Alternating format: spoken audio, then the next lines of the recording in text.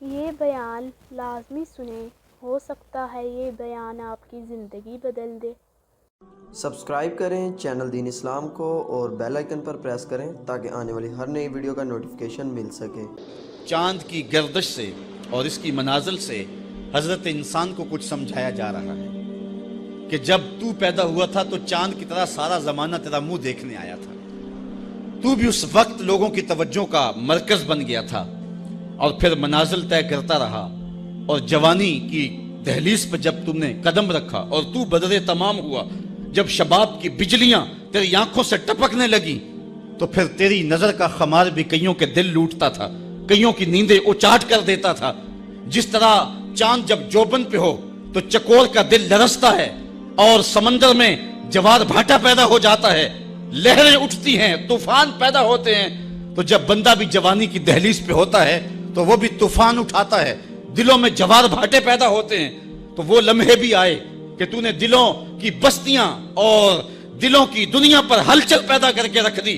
تیرا شباب لوگوں کی زندگیوں کے اندر گھلتا رہا اور کتنوں کی نیندیں اچاٹ ہوتی رہیں، تیری زلف کے شکن کتنوں کا قرار لوٹ کے لے گئے، لیکن پھر وہ لمحہ بھی آیا، حتی آدھا کل ارجون القدیم، پھر بوڑھا ہو گیا، پھر تجھے کوئی دیکھنے بھی نہیں آتا، کوئی تجھ سے اداس بھی نہیں ہوتا، بچے بھی کترا کے گزر جاتے ہیں۔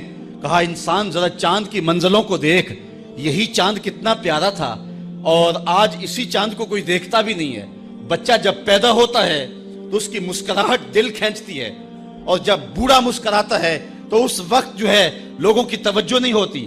بچے کی زبان جو ہے وہ اڑ اڑ کے جب بولتا ہے تو اس کی توتلی زبان کا حسن دلوں میں نکھار پیدا کرتا ہے۔ ماں بھی بلہاری جاتی ہے، باپ بھی صدقے جاتا ہے، بہنیں بھی جو ہے وہ قربان جاتی ہیں، تو بچے کا ٹوٹا لہجہ اور توتلی زبان خوشیوں کی ایک لہر ہوتی ہے۔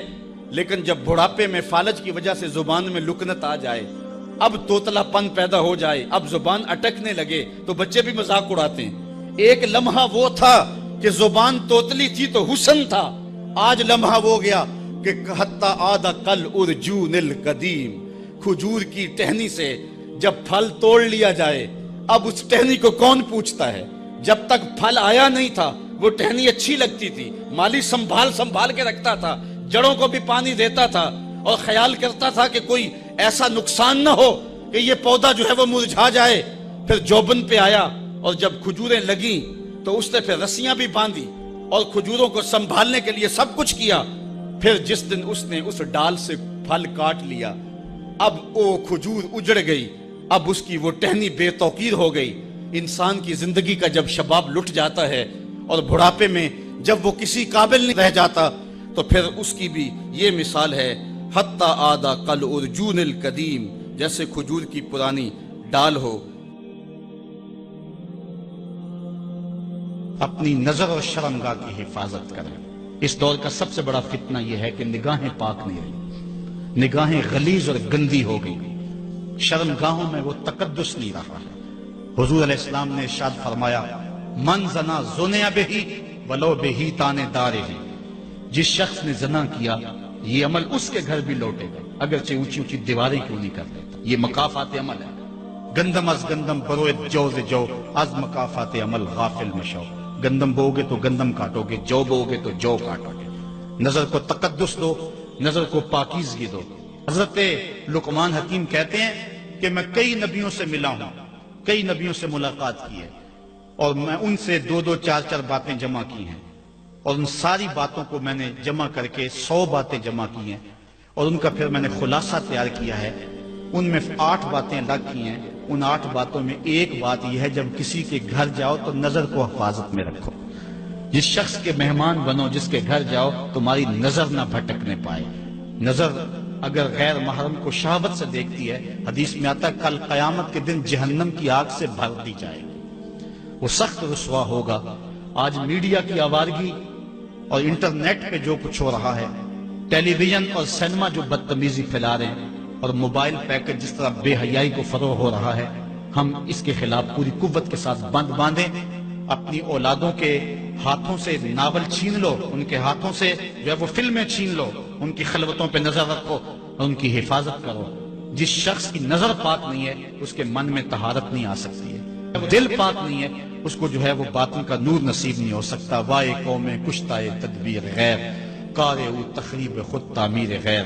از حیا بیگانہ پیرانے کہن، نوجوانہ چوں زنا مشغول تن. کتنی حکمت والی بات کہی اقبال نے. وہ اپنے دور کا دکھڑا سناتا ہے، جس دور سے ہم گزر رہے ہیں اب تو عجیب حال ہو گئے. اقبال کہتا ہے یہ جو میرا دور ہے، جوان تو جوان رہے، بوڑھوں کی نظروں میں حیا نہیں رہا. از حیا بیگانہ پیرانے کہن، بوڑھے لوگوں کی آنکھوں میں بھی اقبال کہتا ہے حیا نہیں رہا. نوجوانہ چوں زنا مشغول تن، اور نوجوان عورتوں کی طرح اپنے تن کے ساتھ لگے ہوئے ہیں، اپنے تن کو سنوارنے میں ہر وقت کنگھی پٹی میں لگے ہوئے ہیں. یہ مردوں کا کام نہیں ہوتا، یہ دلیروں اور بہادروں کا کام نہیں ہوتا، یہ عورتوں کے وظیفے ہیں. در دل شاں آرزوہا بے ثبات، مردہ زائن از بطون امہات. ان کے دلوں میں آرزویں کوئی اور ہی ہیں اور ماؤں کے پیٹوں سے مردہ جنم لے رہے ہیں. دخترانے او بزلف خود اسیر، شوخ چشموں خود نماؤ خود دگیر. اور قوم کی بیٹیاں اپنی زلف کی خود قیدی ہو چکی ہیں اور ہر وقت جو ہے وہ اپنے آپ کو آئینے میں دیکھتی رہتی ہیں. ساختہ پرداختہ دل باختہ، ابروان مثل دو تیغے آختہ. وہ جو گھر کی رونق تھی، جو آبرو اور حیا کا دوسرا نام تھا، آج وہ دل پھینک قسم کی ہو گئی ہے. آہ قوم میں دل سے حق پرداختہ، مرد و مرگے خیش را نہ شناختہ. اقبال کہتا ہے ہائے قوم کہ جو مر گئی اور اسے ابھی تک پتہ ہی نہیں چلا کہ میں مر چکی ہوں اور جینے کا سامان نہیں کرتی. حضور نے فرمایا ہر دین کی کوئی پہچان ہوتی ہے، میرے دین کی پہچان حیا ہے. اگر حیا نہیں ہے تو دین ہی نہیں ہے.